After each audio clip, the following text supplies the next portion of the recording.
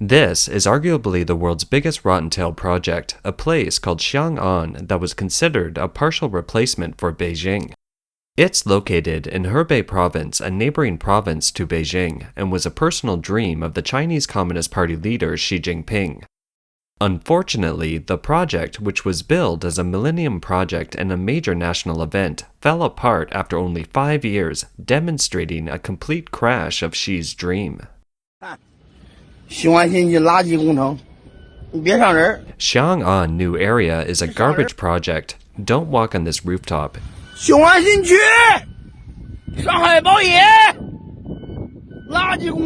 It's like this just by standing on it. Xiong'an New Area, garbage project. This is all garbage project, using all unqualified materials and cheating the people. According to the official website of Xiong'an New Area, in 2021, the area arranged more than 230 key projects with a planned investment of more than 200 billion RMB. In 2022, 232 key projects were arranged with an investment of another 200 billion RMB, and the cumulative total investment has exceeded 700 billion RMB, i.e., nearly 100 billion US dollars. This is only the internal investment made by the Xiong'an New Area. Regarding its supporting external infrastructure, 3 highways and a high-speed rail station have been built, with a total of 545 kilometers of traffic network skeleton basically taking shape. It is estimated that the Chinese government has invested more than 150 billion US dollars in the creation of the Xiong'an New Area. In April 2017, the CCP announced the establishment of the Xiong'an New Area. It'll be the 3rd new area of national significance after the Shenzhen Special Economic Zone and the Shanghai Pudong New Area.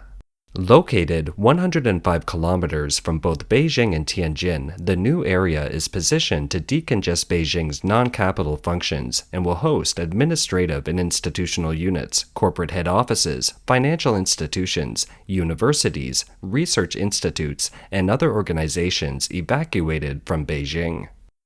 The initial planning area is about 100 square kilometers, with plans to slowly expand to an eventual area of about 2,000 square kilometers. China's official media at the time collectively published a press release stating that this was a major historical strategic choice and that it was a millennium plan and a national event. Since the Xiong'an New Area was established on April 1st, many people thought it was an April Fool's Day joke. Average folks have wondered, why did the central government put this new area that's comparable to the Shenzhen Special Economic Zone and Pudong New Area in a sparsely populated and heavily polluted, poor rural area? As early as 2015, former U.S. Treasury Secretary Henry Paulson revealed in his new book, Dealing with China, that the Xiong'an New Area was a design by Xi Jinping. Xi plans to bring the cities of Beijing, Tianjin, and Hebei province with a population of 130 million into one economic circle, a process said to integrate the 3 places. This is my personal vision, Xi told Paulson in July 2014. The idea is understandable. In the impression of the outside world, the success of the Shenzhen Special Economic Zone in China is attributed to Deng Xiaoping, the second-generation leader of the CCP. The development of the Pudong New Area in Shanghai can be counted on the head of Jiang Zemin, the CCP's 3rd-generation leader. The 4th-generation leader Hu Jintao built a Binhai New Area in Tianjin. It turned out to be an unfinished project basically. It is reasonable to speculate that Xi, as the 5th-generation leader, would want to build a new area to show his political wisdom and leadership. So, after the news of this Xiong'an New Area came out, Xiong'an concept stocks also appeared in the stock market at the time. They rose from the Hong Kong stock market to the US stock market and then to the mainland A share market. Real estate speculators from all over the country also flocked. Overnight, the local property price soared from 4,000 RMB per square meter to 40,000 RMB, catching up with the first-tier cities such as Beijing and Shanghai. Chinese media once reported that the 300 construction sites in the startup area of the Xiong'an New Area were lined with tower cranes, and 100,000 builders were in full swing. Under the night sky, the construction areas were lit up like a galaxy on Earth, getting brighter and brighter. But then the story didn't play out according to the script. For more than 5 years, the large-scale construction of the Xiong'an new area didn't move. The streets were empty and people from outside had left one after another. The Xiong'an high-speed rail station was completed at the end of 2020. Located in Beijing, Hebei province, it's said to be the largest station in Asia. Comparable to 66 soccer stadiums, it's responsible for linking major cities such as Beijing and Tianjin. It takes only 50 minutes to get to Beijing from here. But now, this high-speed rail station has only one train a day.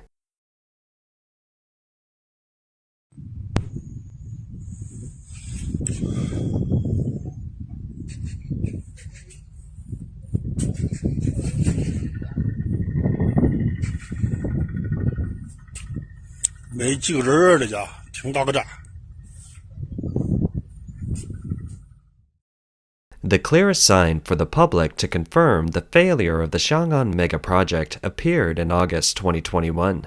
The CCP issued a regulation that downgraded Xiong'an to a regional level jurisdiction. The ranking of jurisdictions in China goes from national and provincial levels to regional levels. At the same time, Hebei province issued the regulations of Hebei Xiong'an new area, stating that Xiong'an new area will become a centralized carrier for Beijing's non-capital functions, focusing on undertaking universities and some scientific research institutions, and exercising the provincial economic and social management authority granted by the state in Hebei province. That is to say, it has changed the nature of the original Xiong'an new area. From a special area belonging to or even exceeding the provincial jurisdiction, it was reduced to an area under Hebei province.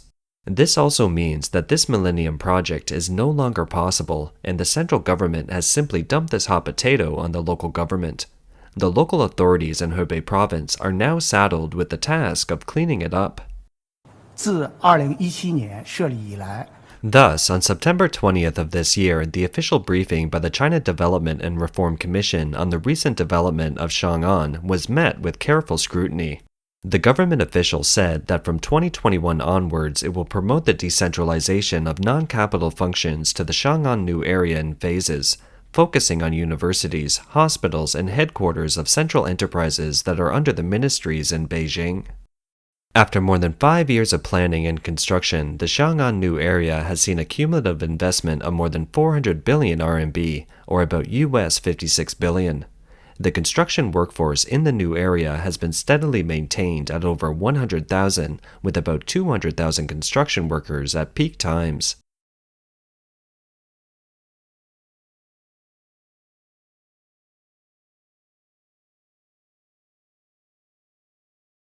This official also said that at present, the first batch of iconic projects relocated from Beijing have been expedited to settle in the new area. Head offices of central enterprises have started construction. Some groups have been registered and landed, and the sites of the first batch of universities and hospitals to be relocated have been basically confirmed. The words used by the officials such as expedite, start construction, register and land, basically confirmed, etc. didn't explain any more specific progress. They actually allow the public to read its true meaning. That is, there is no substantial progress in the Xiong'an new area. Residents already living in the Xiong'an new area see little sign of progress. For example, this tower is a landmark building in the new area. Just such a tower, workers seem to be milling around. 融合塔 Ronghe Pagoda. It has been constructed again and again. 这也不知道是修什么的 I don't know what they're trying to do.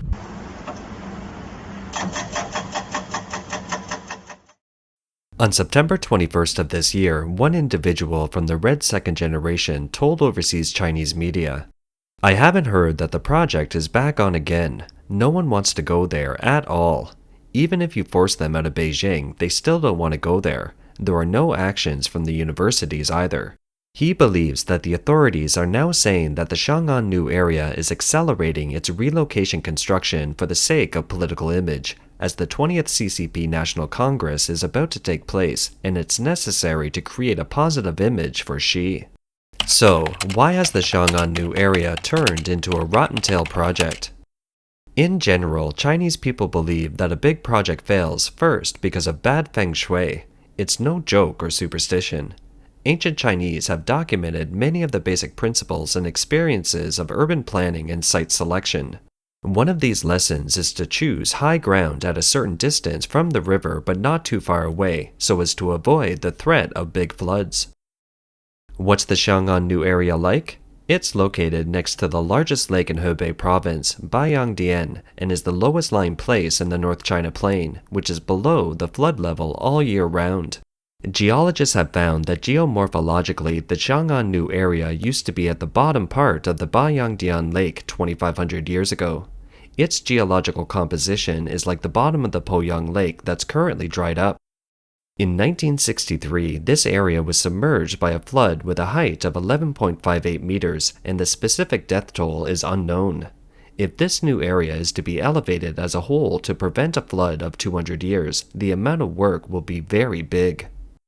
In addition, the water quality of Beijing Lake is very poor and needs to be purified before it can be used. In May 2018, the Chinese government officially launched a sewer reservoir pollution treatment and ecological restoration Phase 1 project related to Xiong'an New Area. Hebei Province listed it as a key project and Xiong'an New Area listed it as project number 1 and model project for water environment treatment. In March 2019, she gave personal instructions on the ecological management of the reservoir in Xiong'an. However, the treatment project hasn't yet been completed. Internal documents from the Hebei authorities show that the river in the new area is full of garbage, which directly affects the river's flood discharge function. More importantly, the design of the Xiong'an new area itself goes against the laws of the market economy. While Shenzhen and Pudong are located near the ocean and have excellent geographical advantages, such as ports, Xiong'an has barely any such advantages. To use an analogy, building the Xiong'an new area is like building a mansion in a garbage dump, and people don't want to live there. Beijing, as the home city, has no clear market incentive to move its economic and technological innovation elements to Xiong'an, as its environment isn't conducive to the development of such industries. Imagine if a university in metropolitan Beijing isn't doing well, will it be able to do better if it's moved to an emerging wilderness? If a research institute in an integrated urban ecology hasn't developed well, how can it have greater progress when it's isolated and moved to a large compound? Beijing is a cultural, educational, and medical center with a concentration of all sorts of resources. As a Beijing resident, who would want to transfer their children from a Beijing high school to an out-of-town high school where they can't enjoy these things anymore? You can imagine how reluctant the people of those enterprises or organizations who are asked to move. It's likely that when the central government pushes them, they will make a gesture to move. When the central government isn't on them, they relax. And therefore, more than 5 years later, no decent state-owned enterprises have really moved to Xiong'an. Some urban planners believe that the population size of the Xiong'an new area must reach at least 15 million to drive the possibility of large-scale economic development. The current planning of 5 million people seems insufficient. The neighboring cities of Beijing and Tianjin have large populations, and Xiong'an needs to have a large enough population to be competitive. In 2019, the Xiong'an new area's GDP was valued at RMB 21.5 billion, as GDP data for 2020 and 2021 can't be found online. On a per capita basis, Xiong'an's GDP was only 18,000 RMB. According to data in 2020, the GDP per capita in Hebei province was 49,000 RMB, while Hebei itself ranks quite low in the country in terms of GDP, with less than 1/3 of Beijing's per capita. It's in such a region with a relatively backward economic foundation. The grand city building movement has managed to go on vigorously for more than 5 years. Average folks make decisions based on their practical concerns. They are naturally gravitating to areas with more job opportunities and more economic development. It's an irresistible trend. Trying to relocate the population out of the central city of Beijing is a direct challenge to this trend, making it an extremely difficult task. Given China's objection to objective reality, the only way to make people move to Xiong'an is by force. This is what happened in 2017 when the Beijing government forcibly evicted the so-called low-end population and people took to the streets in protest.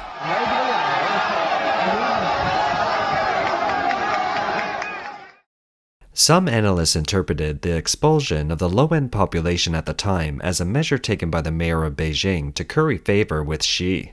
Officials were trying to force Beijing's population into the Xiong'an new area. However, neither businesses nor Beijing residents were willing to move there, and the area eventually became an empty ghost town. Finally, and more importantly, the timing of the Xiong'an new area is not good. The rise of Shenzhen was driven by the big international macro landscape. At that time, China had just started to open its doors, and Shenzhen was located close to Hong Kong, which had not yet returned to China and had a booming market economy. The dysfunctional mechanism of the CCP, which had suppressed economic momentum for decades, was released at the moment when the country opened its doors so that Shenzhen could rise with the momentum. The same is true of Shanghai's Pudong new area, which has caught up with the best international conditions for the Chinese economy. In 2017, under the Xi Jinping administration, the economy started to go downhill, and the downward spiral is getting quicker. By 2020, coupled with the massive epidemic, the three engines that have been driving macroeconomic growth in China have basically gone downhill across the board. This situation in China will only further deteriorate going forward. By 2020, the outside world saw that Xi's administration had opted for the core idea of defending and relying on the Communist Party in the midst of all sorts of problems. As such, it has to move towards a more closed and limited economy with more of a planned economy. Within this broad framework, it is foreseeable that if the Xiong'an new area failed to gain market acceptance in the past, it will be even more or less likely to attract domestic and foreign investment in the future. At the same time, the government's financial resources are slowly drying up. The Xiong'an project is financed by the government, so in the future it will face the problem of depletion of funds. That is to say, the collapse and failure of this new area are destined to happen. Of course, in major projects initiated by the Chinese government, there must be multiple parties benefiting from the project. Because the local finances of Xiong'an new area are very poor, the new area's huge expenditures are dependent on the state treasury and the investment of state-led financial resources. In 2021 alone, the Central Ministry of Finance issued a Xiong'an new area construction and development subsidy of 10 billion RMB.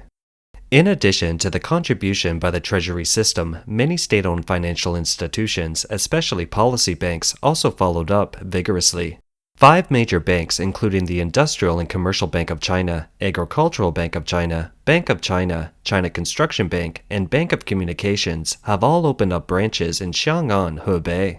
The Bank of China took the lead in granting Xiong'an Group a credit of 20 billion RMB.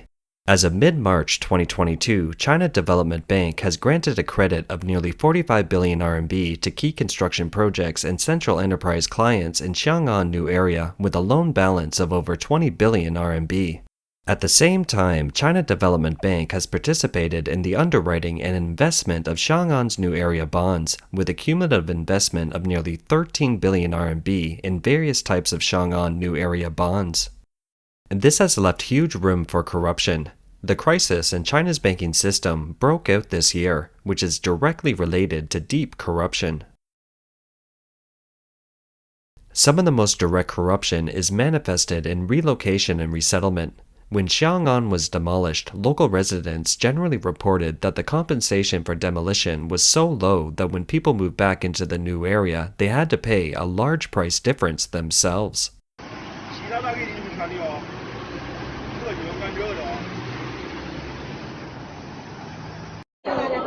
看看啊，这是大村的人都上这儿聚集来了啊，都支持雄安新区的建设，但是对这个赔偿方法持不同意见。 As a national-level project, many of the homes were built by state-owned developers, and there are all kinds of problems with the quality of the construction. Videos provided by local residents show that the most common problems with homes are water leaks, cracked exterior walls, and sinking floors. In some homes, water leaked all over the floor, with the floor and belongings being soaked. There are also garages in neighborhoods that are very low. Look, this is a heavy rainfall this summer. The new residential buildings became like this.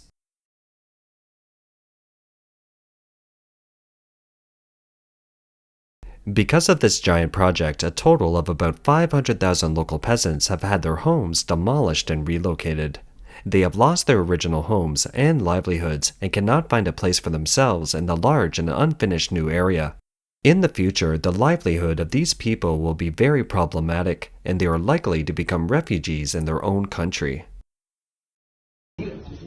好，我问问你。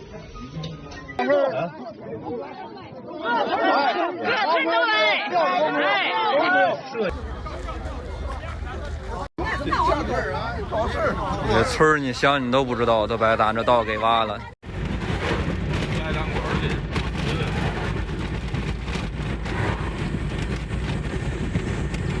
好几有10多辆。